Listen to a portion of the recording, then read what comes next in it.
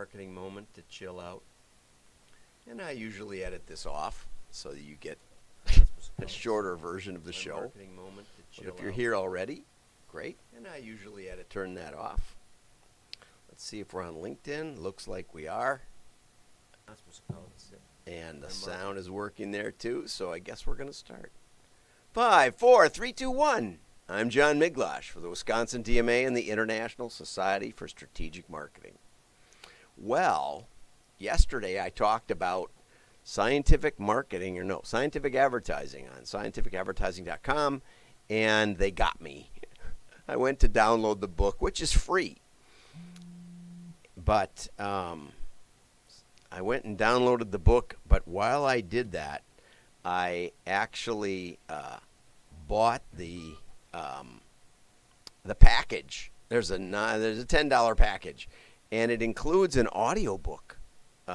So I'm really excited about that because I like audiobooks quite a bit better, and I have about a 2-hour ride every week, once a week, and so I highly recommend it. You know, there's all kinds of books out there. They've got some great packages for like $30. You can get like all the classic books you've ever heard of on PDF. So scientificadvertising.com.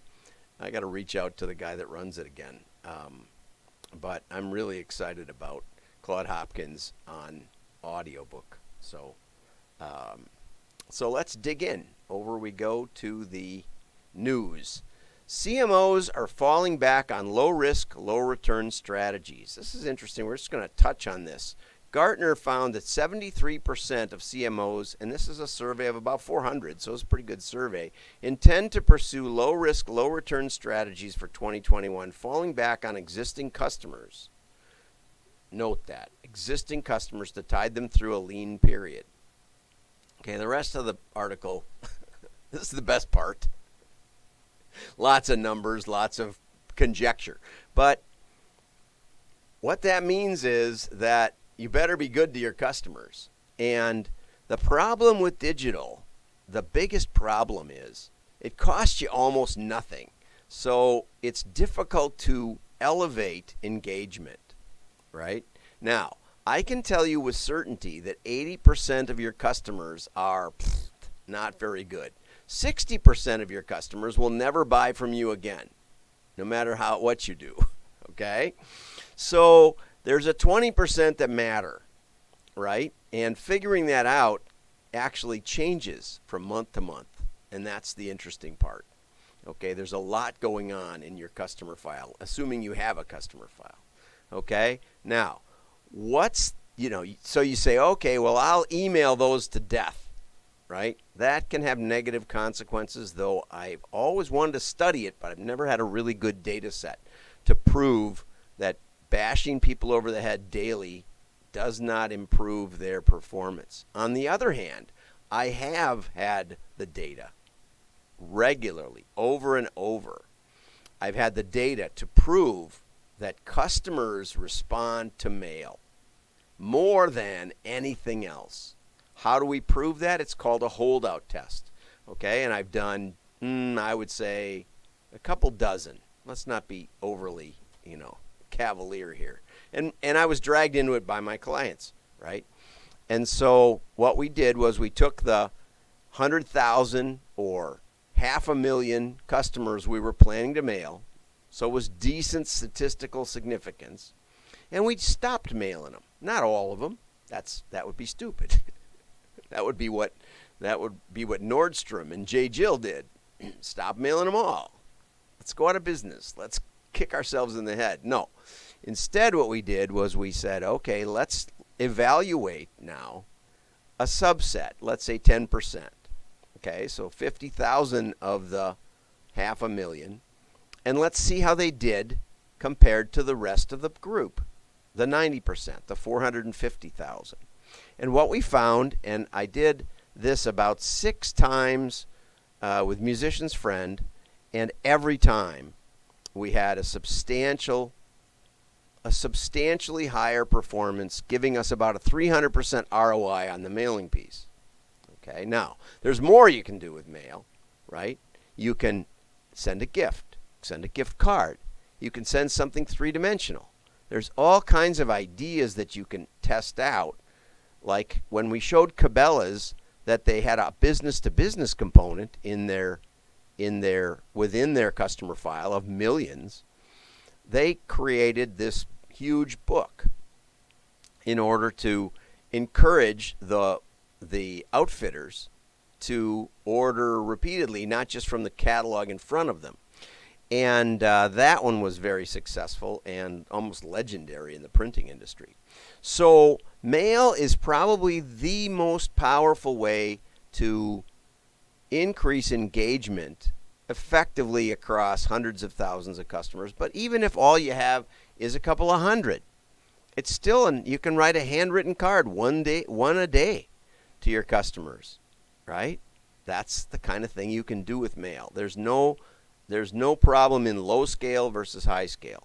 So if you're calling on CMOs, you might want to reference this article and say, hey, you should do more mail, because just emailing them to death isn't going to cut it. Social media doesn't just go to your customers. I mean, there's things you can do to get that to happen, but general ads are not the way to reach out to your customers, as the direct mail industry's proven for decades. Okay, moving on. I found out in What They Think, I'm not sure what that is, but they're having a free webinar to jumpstart your sales and marketing in 2021. And one of the speakers, it looks like there's only 2 speakers. One of the speakers is Pat Whalen, president of Great Reach Communications, the leading provider of direct mail and digital marketing solutions to the print and direct mail industry. I don't even know. I haven't actually. Patrick and I are connected. Hi, Patrick. If you made it on here, say hello. Patrick and I are connected, but I don't really know him that well, so I don't know much about his business. But they provide marketing programs and consultation to over 700 print providers through North America. So we should connect up, Patrick, if you're on here. And he's been a featured speaker through North America. Okay? So, thought you'd like to know about that. It's the 27th of January, 2 p.m., and you can find Patrick on LinkedIn.com. Okay, so home-based businesses. Here's an article about how to start home-based businesses. It's from business2community.com. Again, one of the reasons I emphasize the source, 2 reasons. One is you probably won't find these just looking around. You won't stumble across these. I give you hard to find articles every day. But also, it shows that direct mail is getting out to the broader community, and I really think that's good. Okay, so no job is secure. A lot of people got laid off that their businesses are closed, and you got to do something. So starting a home-based business might be the best thing for people with an entrepreneurial mindset. It's a really good article. I'm not going to cover it, of course.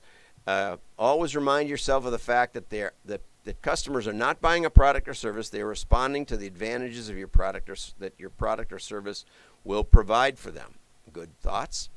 If you need financing, you'll need a business plan. That was good. Plan your finances. The money runs out if you don't watch carefully what you're going to spend it on. Choose a business structure. That's not that important. If you really, and it costs you a couple of $100, like last I checked, $700 to start a business bank account. But you can often get another credit card and put your business expenses on that credit card. It'll let you track them separately. I highly encourage you to do that. Okay, it's simpler than all that and getting an accountant, but you can start. And I just advised somebody on how to do this just a few months ago, and for this same reason. Now, marketing talks about email marketing, but of course, when you're starting out, you don't have anybody, you don't have any emails, okay? And you can try building a website and pop-ups and stuff. I've tried all of that stuff, and it's very, very difficult these days to gather emails. I just have to say.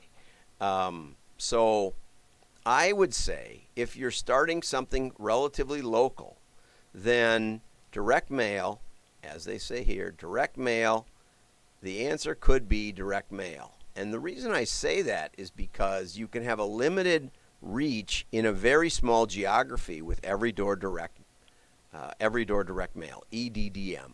And you can find out about it at your local post office, and they should point you to printers in your area that can help you put something together. My style consultant is working with an MMA gym, and they're all excited about how they can mail people around their gym and invite them to join. Now, not everybody's going to be interested in MMA training, but they've managed to stay open through the pandemic, and it's a good place to start. And it's relatively inexpensive. The postage is almost nothing. It's really great. So I just commend this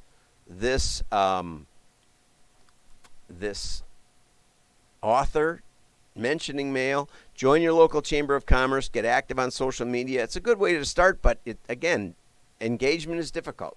We get a dozen or so people a day on here, and we get some engagement, but it might be better to mail them all.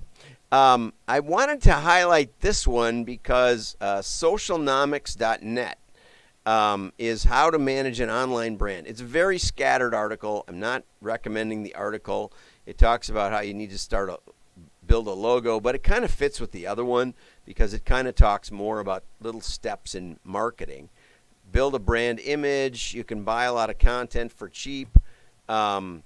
This was funny, though.